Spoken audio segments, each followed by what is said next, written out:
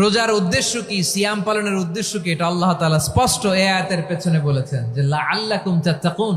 রাব্বুল আলামিন বলেন, ইয়া আইয়ুহাল্লাযীনা আমানু কুতিবা আলাইকুমুস সিয়াম, সিয়ামকে তোমাদের উপরে ফরজ করা হয়েছে, কামা কুতিবা আলাল্লাযীনা মিন ক্বাবলিকুম, যেমনি তোমাদের পূর্ববর্তীদের উপর রোজা ফরজ করা হয়েছিল, লাআল্লাকুম তাত্তাকুন, যাতে করে তোমরা আল্লাহ সচেতন হতে পারো, যাতে করে তোমরা মুত্তাকি হতে পারো। লাআল্লাকুম তাত্তাকুন, যাতে করে আমরা আল্লাহ সচেতন হতে পারি, আল্লাহ কনসিয়াসনেস আমাদের মধ্যে গ্রো করে। এটা হচ্ছে রোজার prime objective, the prime objective of সিয়াম।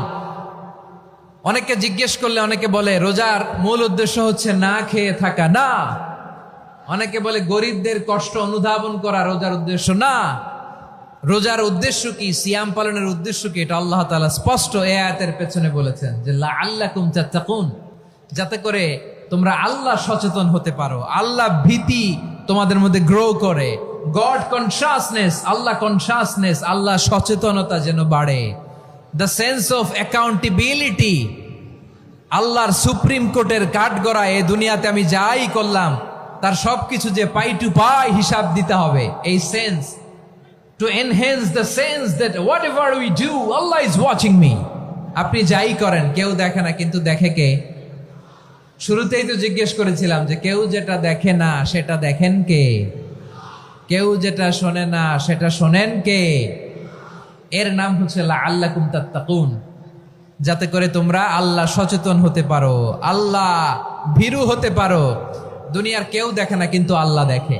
এটাই রোজার মূল শিক্ষা। আমার প্রিয় ভাইরা, আপনি লুকিয়ে লুকিয়ে ঘরের ভেতরে অন্যায় করেছেন, পাপ করেছেন, আপনার বাবা দেখে নাই, মা দেখে নাই, স্ত্রী দেখে নাই, কিন্তু দেখেছে কে? আল্লাহর চোখ ফাঁকি দেয়া যায়?